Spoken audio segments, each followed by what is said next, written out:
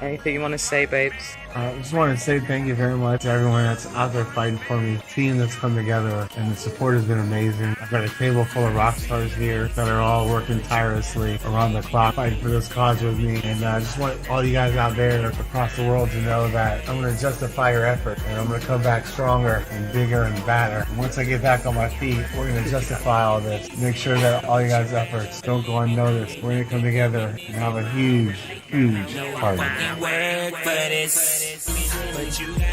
Oh, Suki now. Hell yeah. I know my dogs are watching, and if you ain't, I know you will be. And if you are watching and you ain't my dog yet, you will be, because I'm sweet and I'm here to help you get busy living. What's that? That's, for me, one epic adventure every single month for 55 months in a row. This is month 24, 2 years of every single month, an epic adventure once a month. But for you, that's our assistance helping you develop a mindset that's going to help you live a purposeful, intentional, deliberate life. And now, every third Thursday, the Get Busy Living podcast coming at you live from the Get Busy Living YouTube channel. We are in the midst of a 10-part series, Things You Should Never Take for Granted. And this month, we got a banger for you.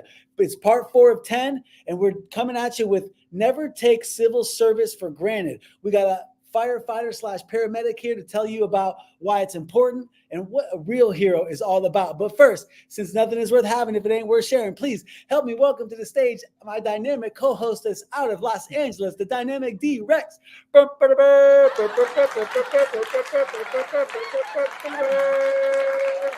Hello, once again. How nice to see you and your face.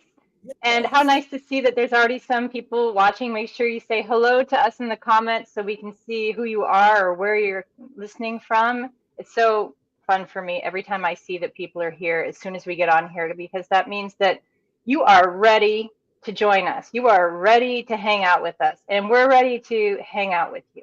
So make sure to say hello to us. Please do. Make sure you speak up. Let us know where you're coming at us from. We go live on YouTube. We're live on Facebook. We're live on Twitch. We're live on LinkedIn. We're live all over the place. So let us know where you're located in the world. And if you don't mind, throw in there what platform you're viewing, just so we get that little bit of information. And then as we bring the guest on, if you guys have any comments that you want to share, you have any questions, by all means, speak up. We want you guys to participate. We're doing this for you. So, D-Rex, a firefighter/paramedic. Yeah, you know what's really important, I think, about us sitting down with Donna today is that how often do you get to sit down with someone who regularly saves lives? How often do you get to talk to somebody whose job is so important?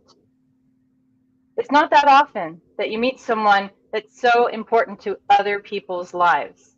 And it is easy to take it for granted. It's easy to be like out of sight, out of mind. Like, I've never needed a paramedic, so I don't think about them.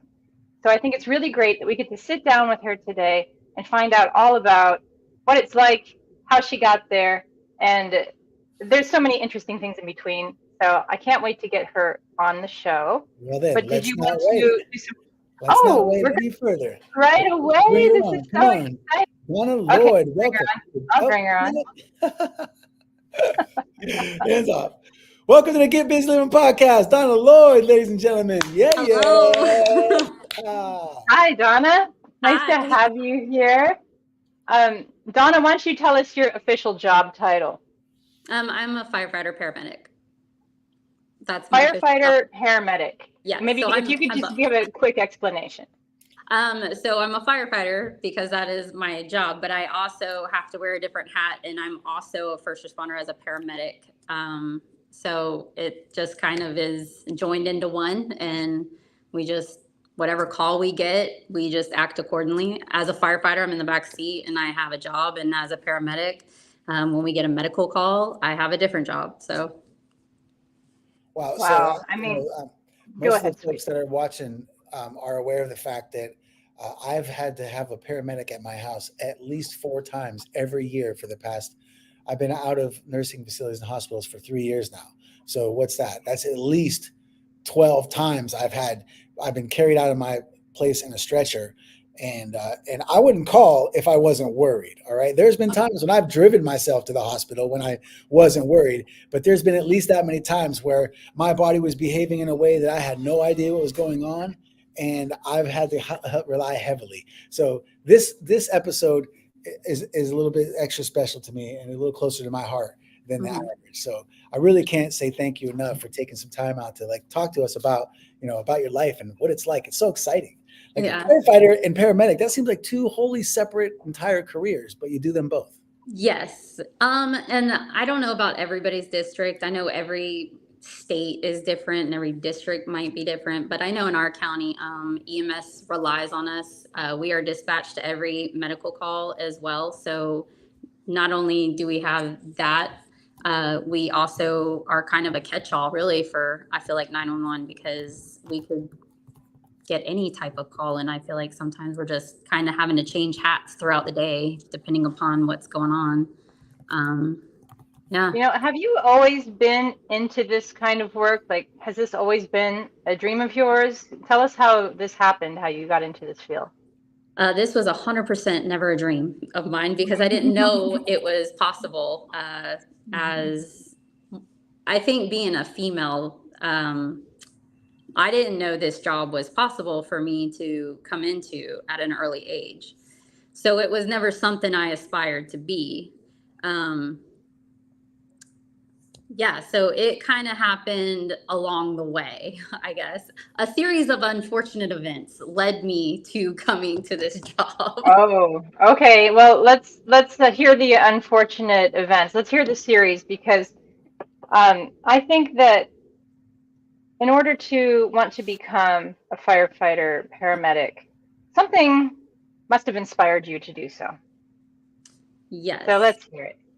So before I go into the story, it's kind of funny. I have spent like a majority of my life actually avoiding my story of why I came in, because I thought it was like something you don't talk about is like your trauma, like of, oh, this is how I got here. I don't want anybody to know.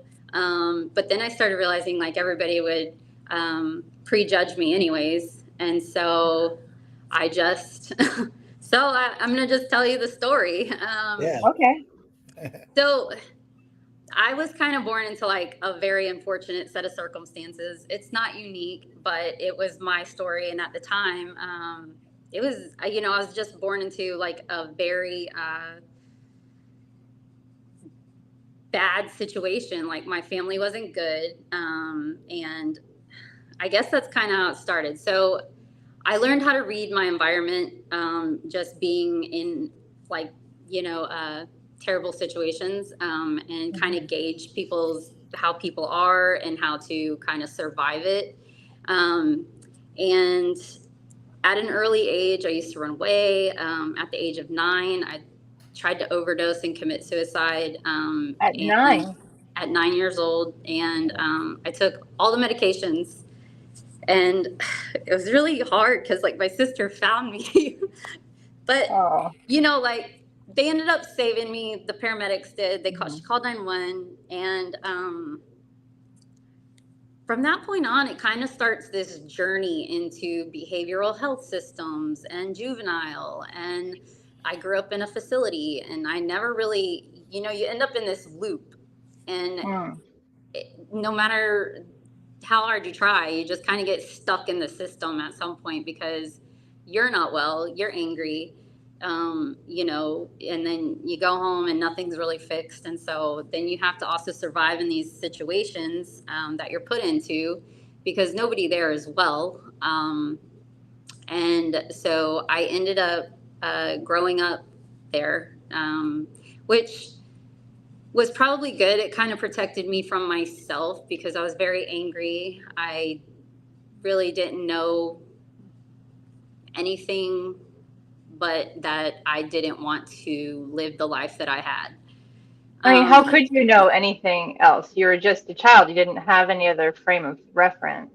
Right. And so the people that came in there are like the Boys and Girls Club and stuff like that. You start seeing these like really happy people. in your time of kind of misery. And I was never on the good unit because I was always misbehaving. So like I could just watch them from my window and watch them do crafts, and I could hear them sing. And I just remember, you know, just feeling like, wow, I wonder what their life is like, you know, because I only know what my life was like. And it just kind of evolved behind you know, a courtyard and a program, and the same people every day who weren't always happy to come to work. You know, let me ask you this. At that point in your life, did you even dare to dream about what you wanted to do when you grew up? No, I didn't know what. I honestly just didn't think I was going to even have a life. I thought that I just was surviving, really. Well, you know, Donna, I just want to offer maybe a little bit of insight. So I did not grow up in any kind of facility, but I also was born into I guess you could say, a broken home, and definitely not an ideal situation. And D-Rex, although, you know, she can share her story on her own regard, we lived about 5 blocks away from each other in the inner city of Erie, Pennsylvania. And so, you know, we're definitely not the type of people that are from the other side of the tracks from where you're coming from, you know? So, yeah. So although I can't say that I was in and out of that kind of situation, I know what it's like to be angry. I know what it's like to want to flee my situation, you know? So, and by the way, speaking of fleeing, we forgot to let the audience know that at any given minute, you might have to run out and go rescue somebody. Yes, I'm on shift. The only way to do this was to do it on shift, so doing it on shift. Well, we nice segue there, Swede. for the purpose of us retaining your attention, and for the hopes that nobody else is going to need rescued, we hope you can make it through it. But if the alarm goes off, you know, just let us. I gotta go. Yeah. Yeah. Yeah, So definitely. I mean, the whole reason I asked you that question is because when I was young, I didn't really dare to dream about what I wanted to be when I grew up. And I really didn't have any kind of frame of reference of good examples of what I could be. Yeah. And for you, who grew up in a rougher situation than me, I just wondered, like, this couldn't be a child that had a dream, you know? I didn't know what there was, that like what the possibilities were even for me. I didn't know that I was even going to live to be an adult, honestly. Wow. But the Boys and the Girls Club were somehow in your same place that you were? They were allowed to come in, and I you know, I don't know how it works, especially because I was a kid at the time. So I just know that they would show up on certain days on the weekend, I think, and they would be allowed to do like arts and crafts or, you know, something with us. And you saw a glimmer of what it could be. Yeah, they just were like, you could tell their life and their story was very different than the people that I was with. Yeah.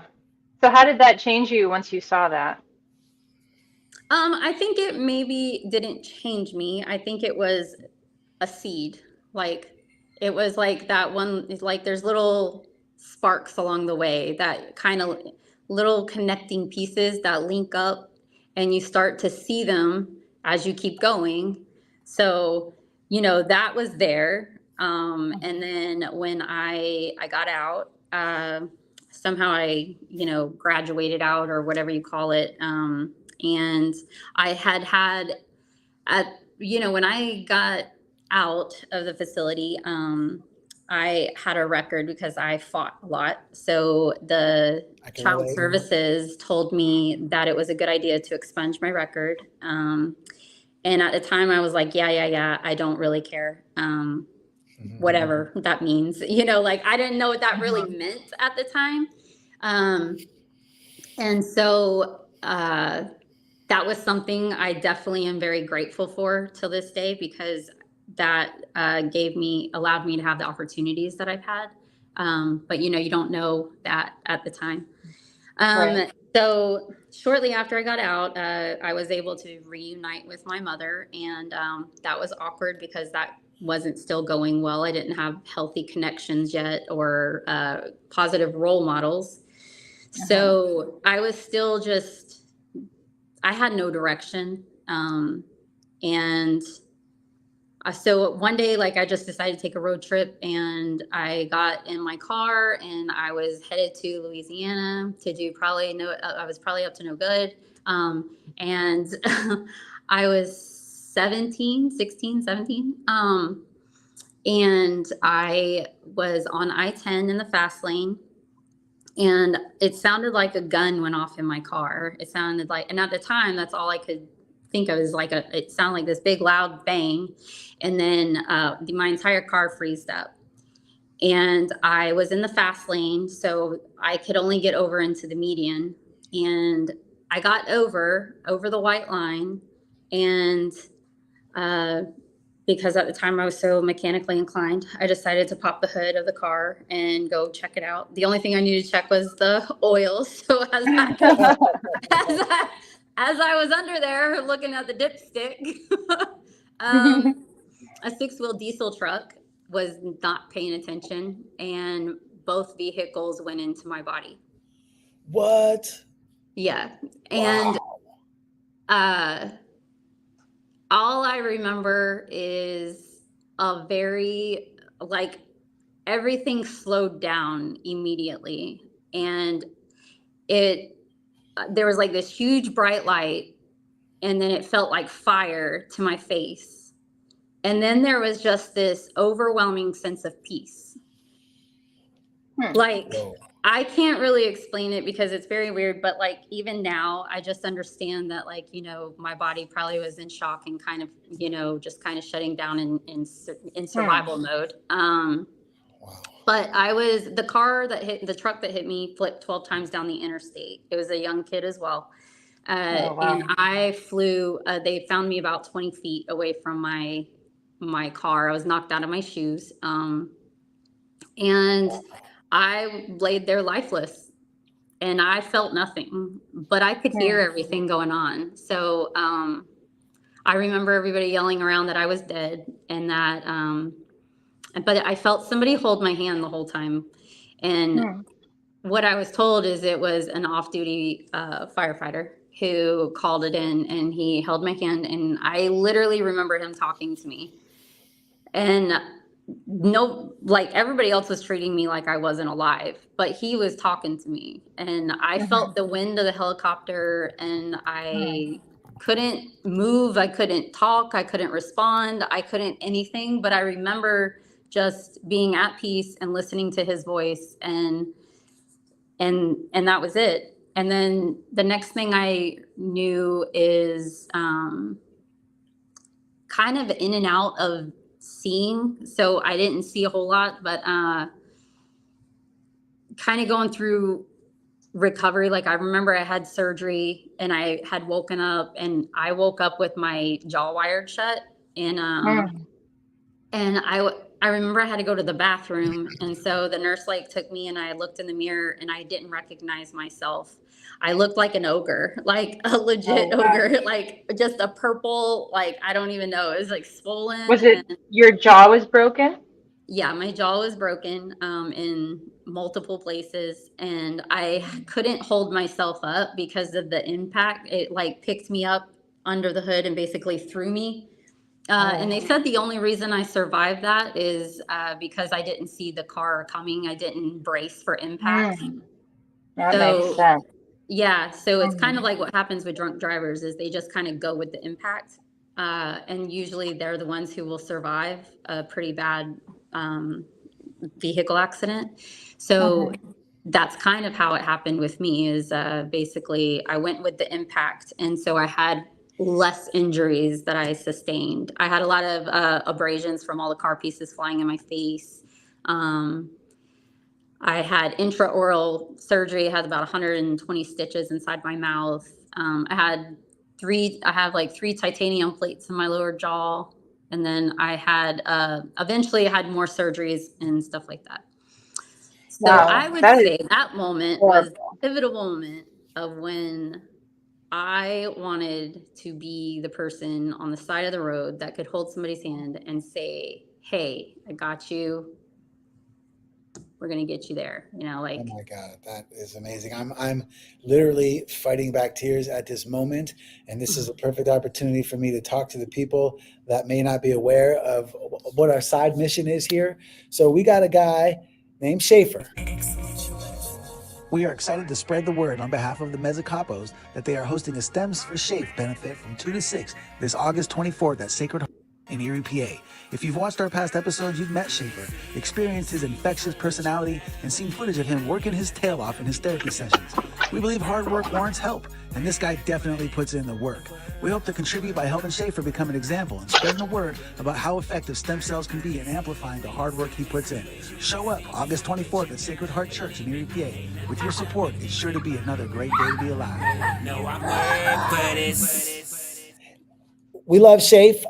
So I just want to take a moment to tell the audience I am going to be in Erie, Pennsylvania on August 24th for the Stems for Shape benefit. I'm so excited. I didn't know if I was going to be able to pull it off, but I'm going to be pulling it off. So the way this works is, you guys know that my life was rescued, and in an effort to pay the debt of human kindness that I owe forward, I'm trying to do my best to dedicate myself to impacting others' lives the way that mine is impacted. And I believe fully and wholeheartedly that stem cells are the most miraculous technology that we've figured out, maybe in the past millennium. So for Schaefer, we are raising money for Schaefer to send him to Panama to help him get a stem cell treatment that we hope is going to help him recover, grow stronger, and counteract the cerebral palsy that he has. So please go to hswa.org and get yourself a book. We've got merchandise there, or you can just do recurring donations. But one way or another, please help us out. Go to hswa.org. And if you can't do that, please, by all means, be at Sacred Heart Church in Erie, PA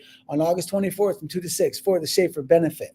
So I just thought that was a good opportunity to stop and talk about that, Donna, because I really do think that, I mean, the tears were flowing for me when you were telling me about just like laying there and having your hand held. mm-hmm. And I kind of like got the feeling that because I was thinking how that would impact me. I would like, Yeah. wow, to want to be the person holding the hand, so Yeah. Tell us. Someone who has no obligation to be kind, and that just shows up and is kind has a huge impact on you. On me, I know it did. And so I just was like, how do I be that person? Obviously I had no skills. Well, that's so interesting because you just said that you spent a lot of time fighting and getting in trouble. Yeah. And then after this, you're like, I want to be the person that helps. That's incredible. I love that. It was like a hard reset almost. It was like I don't know. It was just my entire life changed. I had a direction. I saw a different vision. I didn't know how to get there. I had no guidance. I had no real great education. I'm sure there's a great system in the state, but growing up in the system isn't really great at educating you. And so I had to do a lot of work myself. I had to figure out how to start from the bottom. And so in my mind, being a firefighter still was not an option. I only knew that was a guy's field. So my job, my goal, I was like, I want to be a paramedic. I want to be in the medical field. I want to make a difference. I want to just do that, So I started in the film library at a radiology clinic, just as the very most basic job, trying to figure out how to do this. Like, okay, if I'm That's around what I was going to people- ask you. Yeah. How does someone with no resources and no role models and no examples to follow, how does one find the next step forward? So this is interesting. Go on. Yeah. It's still the hard way. Nothing was easy. So I started in the film library, and I just slowly observed. I just observed everything. I actually ended up being a surgical tech for facial facial trauma and reconstruction and Oh, oral wow. surgery. Yeah. So it's kind of crazy because that's kind of like the journey I went through for reconstruction and like, rebuilding my jaw and stuff like that. And I ended up in that specialty, it just kind of evolved into there. I started kind of finding it very intriguing and very neat, and I loved it. It was almost very poetic sometimes because there'd be these big windows and, they would play Andre Pacelli. That's not music I had ever listened to. And it would and then you just like, it's like a dance with the surgeon and you're just moving things, and it's just very peaceful almost. And so I found that I really loved that. And then I guess like there was a few surgeries that came in, like there was a gunshot to the face and we helped rebuild their mandible or their like whole mouth basically. So somebody like basically a student had shot this lady in the mouth, and this was forever ago, and they slowly came to me and we rebuilt and did a bunch of stuff to give them a quality of life. And wow. Carrie says, for sure, such scary experience, but people like that make all the difference. And then she also chimed in and said, a priceless gift. Maybe had something like that so traumatic and powerful, had that not happened to you, maybe you'd be one less person out there rescuing people, Absolutely. So, yeah. I've never been so happy to be hit by a car. A truck, a big truck. Oh, God. But I started just really wanting to be a part of the story in the beginning. And so again, I just really was terrified because I was very scared that I wasn't smart enough. So for me, it was more of like building this confidence along the way, learning that I could pass these tests. I could learn, I could do these things. I just had to take the risk of failing at them. Yes. Yeah, that's always what we're saying here. Love that. We've done episodes in the past about a lot of things like this that people oftentimes spend half their lives never even considering. And one of the ones that really stands out to me is we did an episode about generational trauma. And we talked a lot about how if you're not attended to in your formative years, you're obviously a very intelligent person, but you just mentioned that you had a lack of confidence about your smartness. And whenever we do shows like this, we do research, and my research showed me when I was doing the generational trauma research that, without someone guiding you in those years, it can completely deconstruct all of your belief. And so the fact that you've been through that and had, a lack of guidance, for lack of a better word, and that you're able to, pull yourself out of it and then put yourself in a situation that's so spectacular, I think is just, it's part of the reason we do this show, is because we want to reinvigorate people and instill belief in them that it doesn't matter what happens to you. It matters how you respond to it. That's what defines your character. And this is absolutely amazing. Yeah. So I guess, and then, as I became educated and I started learning about psychology and sociology and how abuse and how things work and how people are, and then I would be in surgery and be working with women who were in abusive situations and had fractured jaws from just like domestic violence.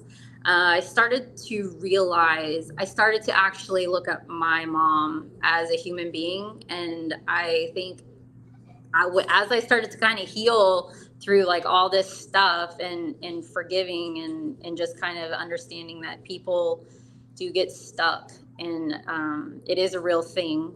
And I think I started to kind of grow and evolve from there. So then I guess as I kept getting pulled to want to be a part of the story on the street where it starts, because I understood that where it starts is so important. obviously all of it's important, but like in the beginning, there's a different story than there is at the end of everything. And I happened to be in a different state, and I got to a point where I was like, you know what? I just want to try. I'm going to try to be an EMT. I'm going to go to EMT school. I'm going to get out of this. Everybody's going to think I'm crazy, and I'm just going to try it. Well, it was in South Dakota, and it's cold out there. I'm a Florida girl. I can't drive in the snow. I didn't want to drive an ambulance in the snow. So the next best thing was the ER. So I graduated, I did EMT school, and then I started in the ER, and it was at a trauma center there. And I ended up in this great hospital with these great influences. And one day I saw a female firefighter paramedic come in with the crew. And I would just kind of be intrigued that she was female and that she was there. And I was kind of like, well, how did she do that? You know, like, how's she doing that? And, you know, I have uncles that are firefighters, and that was not something I ever looked up to do. But as I started to, you know, go down all these paths, I was very intrigued. And she just was somebody who would walk in, and, you know, it's like the little kid looking at probably anything that's super exciting, like Santa Claus. I was looking at her like in awe, like, oh my gosh, she's like a unicorn, and I want to know how to do that. Yeah. So that's so funny how sometimes we need to know it's possible. We need to know that it exists before we could ever imagine aiming for it. That's why it's so important for you to do this today, to come on this podcast and tell people that it's possible and how you did it. So I'm just sitting here being thankful about that. But yeah, go on. So that kind of sat in the back of my head. And I was like, all right, well, I wasn't going to be in South Dakota for too long. So it just kind of is a passing point for me. So I ended up, when I knew I was coming back home here in Florida, I had this, I was on the plane, and I had it in my head, and I thought to myself, I want to be a firefighter. And then I'm like calling my uncles. I'm like, how do I be a firefighter? And they're just like, well, it's been a long time since I've been one, so let's figure it out. And yeah, so I just I showed up at a fire station, and I just was like, hey, I want to be a firefighter. How do I be a firefighter? Are you guys hiring? Hello, are you hiring? I love that. Hey, you just walked in the door. Here's this really fancy medical resume. Does this do anything? So that's so cool. But you just walked in the door, and I think I just walked in the door. That's such a cool thing. We should not gloss over that. That when you want something, just walk through the door and ask for it. You know, they could have easily been like, "Oh, silly girl, ha!" You know. I mean, I think he chuckled at me. They were probably like, "Okay, yeah, right. You got to do all these things." And so I made notes, and I was like, all right, well, I did all those things. And then I went through fire school, and it was a very humbling experience. Tell us about fire school. I mean, I guess, you know, when you think about it, any awesome job, you see the brochure pictures, right? The brochure sells you on the like recruiting process. Let's be real, right? Like the military has it, all the cool jobs. It's the pamphlet, and you're like, oh, look at this. It's super cool, right? But yeah, it is a very hot, very sweaty, very tasking job. But I feel like I suffer well. I just have this like thing where, you know, I can just take and endure and go into a different mode and just kind of get through it. And I found that that's kind of a superpower, is just learning how to suffer well. And that is really what kind of getting through this job is. Wow. Oh, I love that. I'm always telling people that, well, I know Swede and I have a disagreement about this. So, I mean, maybe we should maybe we should actually use this thing that we never do.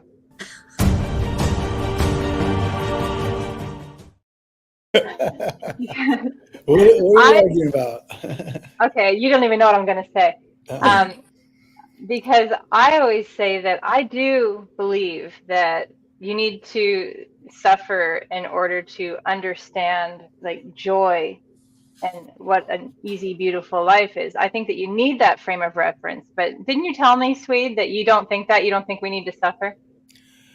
I think that there is definitely character building that happens, but I like to think that there are humans on this planet that have been able to become happy without suffering. Oh, I'd love to think that too. And I mean, we don't have to decide who's right or wrong here, but I would just like to interject my own story where my life-changing reference was having a baby without any medication. And Whoa. after experiencing that, I can tolerate most anything. So I do believe you when you say like you have learned how to suffer and you know how to get through anything. And I think this is so important because people try so hard to make their lives comfortable, but that's not how we grow and that's not how we learn. Maybe everyone should go to fire school. Yeah. Well, that makes me think about when you have a childhood that's so tumultuous, maybe that's that learning to being comfortable, being uncomfortable, like as Yes. a coping mechanism, right? Yes. So remember what we were talking about earlier? Let's touch on that. We were talking about your skill with photography and how you find peace in chaos. I like to find beauty in the chaos. I call them like these little silver linings. Like whenever there's a catastrophe or some kind of bad thing going on, sometimes if you just take a pause and like just a moment, you'll catch a sunset or a beautiful something that's happening around you to just kind of, if you can just capture those, it really changes like your perspective and like and just how you see things, how you see the world. Because I mean, I say we as first responders, I feel like we can see a lot of the negative in the world. We can see, like a lot of the things that people don't want to see, they're oblivious to seeing, or like, really behind the doors of how people live. And for me, looking at those little silver lining moments are just so important and just kind of always keep me grateful and always remember that there is beauty, there is kindness, and there is good around bad. Do you think that perspective that you're uniquely capable of is somewhat of a causation for the fact that you were attracted to the first responding realm, or the fact that you have that kind of perspective where you can see the beauty in chaos kind of like builds you up the nerve to be able to handle those high pressure situations? I mean, I can't even imagine having someone, their life, depending on me. I mean, closest I've ever been to that is like changing my daughter's diaper. So like I can't even imagine that. Do you think that maybe that has helped you, adapt to that lifestyle? Maybe, I don't know. I think I lived angry for a really long time, and I think I think I know what it's like. I know what it's like to be neglected. I know what it's like to be hated. I know what it's like to be forgotten about, or like I just know what all these like terrible things feel like, and I just choose to find good. I just choose to find just those silver linings, because that is what keeps you perpetuating forward. Like if all I saw was the bad, then I wouldn't be able to focus on like the next goal or the next task, because I'd be consumed with more hate or disgruntlement or negativity. And I just choose to not do that. I choose to just embrace those moments that maybe people take for granted and maybe don't see, But I see it as art and like almost like the world giving me poetry, you know? Wow. I guess, you know, like the Northern Lights, how they just dance across the sky like poetry. Have you ever seen them? I think, I have not seen them. yeah, it's just like that. It's just like these little, it's just like the world telling you like there's still beauty there. Don't give up. You know, Wow. you said something interesting back there. You said, I lived angry for a while. Did Mhm. you make an active choice not to live angry, or did it kind of happen over time and then you realized that you weren't angry anymore? Probably just at some point, I think I just realized that it took so much of my energy. You know, Mhm. like I felt like I didn't want to be what I've encountered. And like I didn't want to have that kind of anger in me. I just kind of wanted to let it go. Um, so if I get angry, you know, the guys call me Gator because I'm really nice. But Gator don't take no shit when I choose to not like I choose to like keep it in back there until it needs to come out, you know, because I do just feel like especially on calls or emergencies, kindness goes so far. It's just patience and kindness, and those two things I never had for so long. I just have learned what a valuable thing it is. Is people sometimes don't need you to say anything. They don't need you to do much, but to smile, help them, maybe give them a hug, just do some little things that are just like not all this training that I have. It's just being kind. It goes so much further than most things. Wow. And that is probably half of your job, and the other half is actively participating in rescue or Oh yeah. helping people. And I just wanted to know, are there times during your job where you feel like your own life is in danger? This job is just dangerous. You know, It's just danger. society. Yeah, I mean, we That could sounds like an be. understatement. I could be called to a motor vehicle accident right now, and on the side of the road. I mean, those are just dangerous in itself because people are completely oblivious. Everybody is attached to their phone. Everyone is looking down. Their response time is delayed, and just from something as you know a call of going to a motor vehicle accident to running into a building on fire or chainsawing a roof for ventilation, every single aspect has the Wow. potential to be dangerous. There is nothing that I would say, you know, really isn't. We go into strangers' homes all day long. You know, we carry people downstairs, down like off of everything. You know, is just there's just a potential hazard in pretty much all of it. Surely That our is audience wild.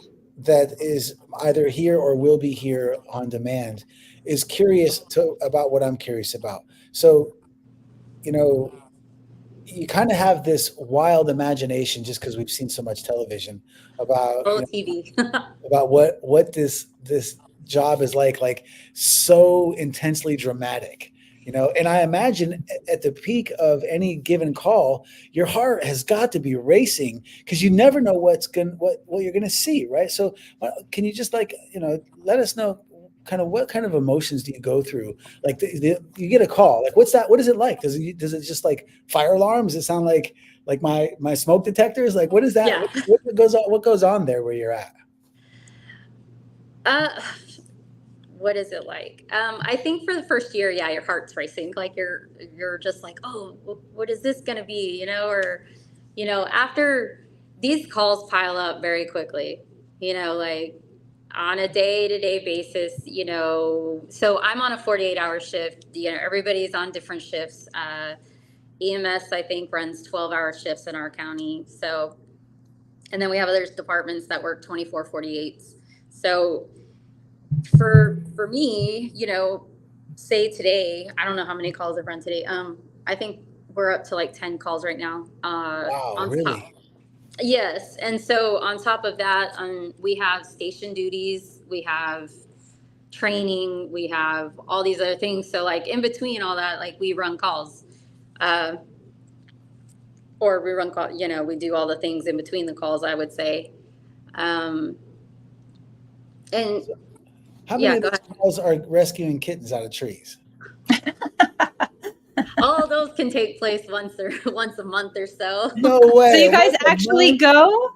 You actually go? I have actually rescued a kitten out of a tree myself. Oh. Actually, it ended up running for a hire, and we just had to wait for it to come down. But yeah, it is a real thing. We do get called to rescue cats out of trees. That's nuts. It's cooler when the guys get the cat out of the tree, but last time I was in LA hanging out with D-Rex, right outside of her house, when I pulled up, they had this cat in a tree incident that it was like the whole neighborhood is like, what are they gonna do? And I was like, you guys better not call the damn fire department. Like, you're lucky I'm not dispatched. Somebody try to call me and be like, my cat's in the tree. I'm like, you better go to the gas station and get a ladder or something. I told you we're a catch-all. We just, it's like, you don't know who to call. The fire department will show up and figure it out. Wow. Wow. Well, I tell you what, it might be better for one to live in Florida than here in LA, because if you are responding to cat and tree calls, that's really wonderful and a very human thing to do. If you're here in LA and you call about a cat in a tree, they say, we don't do that. Yeah. I mean, I feel like we could probably say that, but why not? It's just like one of those things. Somebody obviously cares about their cat. That's a very heartwarming truth, because it seems so intensely dramatic and like there's life hanging in the balance. And to me, that would be a very taxing, day in, day out lifestyle. So to know that there are more lighthearted moments, like when you were describing earlier, that some people don't need to have their guts put back inside. They just need and to know that sometimes it's just a kitten, Yeah. that is so, it's somewhat, encouraging, but still, like, can you tell us, when you get a call and that it's a car accident or it's a burning building, like what's the difference between responding to those calls? Like, didn't you say that you ride on the back of are you like the Kramer that's like steering the back of the fire engine? No, so there's different seats in the fire truck. So there's the driver, which sometimes I'm the driver. At my station, we just alternate. We are paired up differently. So there's the driver, the officer, and then the firefighter who's in the back seat. The firefighter, when you get to a call, is going to be the one to grab the hose line, pull the line to the door, if you're first in to the call. So it just depends on the situation. But, if we're at a medical call, obviously it just depends on the call. The dispatch gathers the information, and we have a CAD, it's called a CAD, or like a report on our screen that kind of is giving us the information, or the dispatch will kind of update us as they can. And then we can kind of think about the call before we get there. Now, it's always sometimes different than what we get. We could walk in, dispatch will say somebody's unresponsive or unconscious, and we get in and they're like, hi. And we're like, what are you doing? We don't, so it's just, you just don't know. You just have to kind of be prepared, and then you have to be capable of shifting gears if there's a change. So I think that it's, oh, go ahead. No, you go. Well, I was just noting that you would think that the prerequisite for having a job like this would be that you're strong and brave. But I think it sounds like half of it is that you have a big heart. Yeah. Would you say that's true? I work with some pretty big and strong people. My husband's a firefighter paramedic, and I think he's big and strong, but he has a big, genuine heart, and I love him for that. And he's been doing it way longer than me. So yeah, definitely the big, strong ones still, you have to be detached in a way. You can't take it all in, but you can still be kind. You can still have a heart and passionate for the job. And, otherwise it'll just kind of eat you away. Yeah. Did you meet your husband on the job? No. We met through the service. He works at a couple further away stations. He works at a different station, a different department. So it's like working for like Eglin Federal and Navy Fed, right? It's like we don't ever see each other unless it's joint training, but we can hear each other on the radio on this, like if we get sent to calls. So like he could know what call I'm going on and I could hear him if he's going on a call. But yeah, so I mean, we met through the service, and then I actually thought he was like kind of tough and not as gentle and caring as he was, because I've only seen the tough side of him. And then when I actually got to get to know him, I remember thinking, wow, this guy's like really nice. And we had so much in common, and it just kind of grew. And then what I found was that it was so easy because we speak the same language. Like if I tell him, man, I've had a bad day, he understands what a bad day is. And he understands, or man, I didn't get any sleep last night, I ran calls. He's like, hey babe, why don't you just go take a nap? I'm going to go sit on the porch, leave you alone, let you kind of relax. Right. So it becomes like a very easy kind of unspoken language that we know. Yeah. And it's really nice because it's really helpful, because I don't think, you know, obviously I work with a lot of guys, and I think sometimes the families don't understand, you know, that we need to reset sometimes when we come home, or, you know, like what our bad day, you know, somebody's bad day could be like, oh my God, the kid was crying all day. But like, we were like, oh my God, we've been in a code, or like, you know, we went into a house fire, and like, I'm too super exhausted. And it's just, it sounds like it's completely a good match. Because on a high stress and very specific job like that, it sounds like it's a good match to pair up with another firefighter. But there, you already said that there aren't that many female firefighters. So I think you got very lucky. I am very lucky. Yes. And well, I got lucky. I don't think he ever thought he was going to have to tell his parents that he was going to marry a firefighter. That's funny. Sounds like a success. I think it was probably harder for him than me. Wow. That's funny. Well, how great is that you guys have such a match in ideals and language?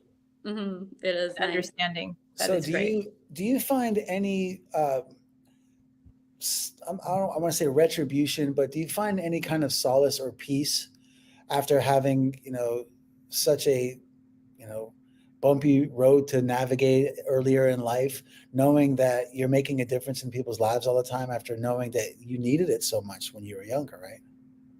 Yes, I definitely do. Because I think helping people helps me, you know, saving people saves me, kind of thing. Kind of like that kind of, I don't know. It's just, it definitely, I dreamed of having this job. I accomplished everything I set out to accomplish that I didn't think I could accomplish. And it took a lot of hard work and a lot of probably tears behind closed doors, but, and a lot of like, you know, things. And I know my brain goes 100 miles an hour, and I know I'm just one of those like doer type people. And I wish that sometimes I could just like be still. But I just am always trying to do all the things I can do, because I felt like I got here so late because I didn't know how to navigate it. And I just want to do all the things I can do before I can't do them anymore. Yeah. I told you earlier today that I was going back through your Facebook, you know, and I can tell that you're quite the adventurer. Just by looking at, you know, your Facebook profile pictures.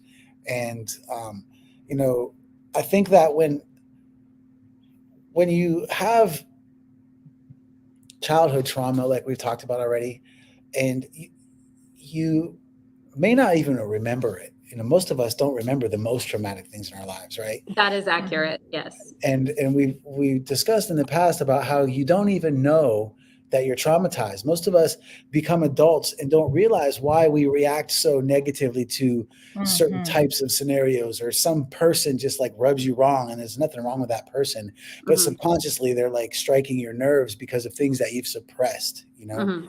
And we talked about this before about how, you know, sometimes that's the alternative, you know. And as a podcast with a goal of encouraging people to keep pushing and to not let whatever happens in life, adversity, you know, derail you and discourage you, I think you know, your story is as powerful as any, knowing that, I mean, like I said, you know, you were just talking about crying behind closed doors, and I'm like, you were sitting there telling about getting your hand held, and I'm like trying not to cry on camera. You know, and while you were saying that, like I said earlier, I just felt like I could imagine having an overwhelming desire to be that which has been for you, you know. And so I love it. I think it's a wonderful, you know, happy ending, true story that you are where you are now. So how long have you been doing it, and you know, what's next? You know, I've been pondering that what's next question. I have not been doing this for as long, like in my mind. I've only been doing this for 5 years. So I don't know. I just keep opening doors. Hell yeah. Like, I don't even know. I just keep seeing, I'm like, oh, I'll try that. You know, I'm not afraid to fail, and I'm not afraid to try anymore. Because what's the worst that can happen is I don't do it, but at least I gave it a try. I'd rather not regret trying. Like I'd rather just do it and be like, oh, well, I did it and failed, than being like, oh man, I always wish I wanted to do that, and then never trying. Absolutely. Yeah. And you've already proven to yourself several times over that you can do much more than you knew. So it is definitely worth trying. And, you know, I did pose this question to you before this podcast, and I purposely said, don't answer this because I wanted you to say it on the show. Okay. But if you gave it a thought, the question was, what are some things that we should not take for granted about our first responders? Some things to not take for granted. It's so easy to take for granted that we can just call and receive help. That's what I'm thinking, you know? Yeah. I think that's very special. It is. That can happen. And I know that, you know, we try to be sensitive that, you know, when you call 911, it's your emergency, it's your thing. I think sometimes people think that we can be insensitive or not seem like their emergency is emergent, but it's because like your stubbed toe that you just called 911 for, like, although it might be traumatizing to you, and I will not discredit that this might hurt, like we just came from, you know, an attempted suicide or a cardiac arrest or a motor vehicle crash where people were not well, and, you know, there's a dead body in there, you know, like, and then we're responding to like your toe, and like, we're human we are human beings, and we do the very best that we can do, and that you sometimes just have to remember that we're human, and we're trying, and we put on a lot of hats, and we go from one call to another, and they could be totally extreme from each other, and have grace with us, be patient. Yeah. that gives us such insight. Ashley says, hey, Donna, or she's Heart Donna, Ashley Banta. And my boy Shoy Boy over here says, thank you, Duna, for your service. We need more badass people with your enthusiasm. That's a good word, Shoy Boy. Thank you for sharing that, because when D-Rex and I were talking about our conversations, enthusiasm and energy was something that we both mentioned. So you definitely bring it. And thank you so much. If there's anybody that's in the comment section that wants to ask on anything as we wind this show down, now's your chance. But listen, you know, I'm suddenly I don't feel so like torn about the cats in the tree stuff, because hearing you talk about it, it sounds like you guys are pretty well adjusted. Like, you know, you could take the good with the bad, and sometimes it's probably a relief that's, you know, nobody's spilling guts. It's just like getting a cat out of a tree, you know? Yeah. So, you know, so I really think, you know, I really think that the heroes in this world are the first responders, truly the heroes. Look, military folks do their job, but police officers and paramedics and firemen are the true heroes. And, you know, I kind of feel sideways a little bit about the word hero after COVID, because, you know, it's like all of the necessary staff. Look, there's a lot of necessary staff, you know, like nurses and, you know, hospital staff. Obviously, those are legitimate heroes.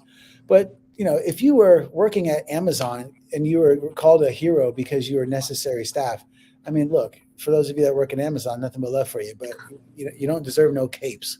You know, like this we are in the presence of a true hero. No, I mean, I definitely will never feel like I'm someone's hero. I think we're just all human trying to make it through this life, and that's it. I don't think any of us think that we are heroes. I don't think we even identify as that. I think we are grateful that people think that. But, you know, I love what I get to do. I don't ever want to take it for granted, and I will value the years that I'm here, the day that I'm here, you know, however long that looks. I am grateful. And, you know, I don't know what door will open next that I can add into this career field, but I am willing to walk through it. Love it. Love it. Wow. Well, you know, thank you so much for being with us today. It was so special having you here. Absolutely. You know, part of the strength and power that you possess is that you don't think you're a hero, but the rest of us do. As somebody, like I said, I've had probably 50 first responders in my home in the past few years. And, you know, sometimes when they've shown up, I've been covered in sweat and shivering and convulsing and unable to speak. And other times they've shown up and I'm like, you know, maybe it was a false alarm, you know, and it doesn't matter. It doesn't matter what is going on upon arrival. Cool, calm, and collected. They're always just like, calm down, we got you, you know. And first responders come in all shapes and sizes. They're just about all in good shape. But you know, there's men and women alike, and there's tall and short, and all different shades. And you're all heroes in my book. So, you know, anything else you want to part with, D-Rex? I think this has been an amazing show. I have enjoyed hanging out with you so much, and I know that this story is going to inspire so many other people. So thank you so much. Oh, you're very welcome. Thanks for having me, and to those who considered me coming on, I feel grateful because I know there's a ton of us that you could have chosen. No, you came highly recommended by people that I love and trust. You know, I'll leave it at this. Donna and I have, we've been familiar with the same turf. We've crossed paths a few times, but I don't know that we ever had any extended conversations, maybe a laugh here and there. But as soon as they told, you know, you were volunteered, I was excited about it. So really, thank you so much. And like we always say, as we sign this off, always remember that we're all in this together. Always remember, no matter the weather, whether sunshine or rain, there's no joy without pain. Always remember, we're all in this together. Can I get a hell yeah? Hell yeah. Yeah.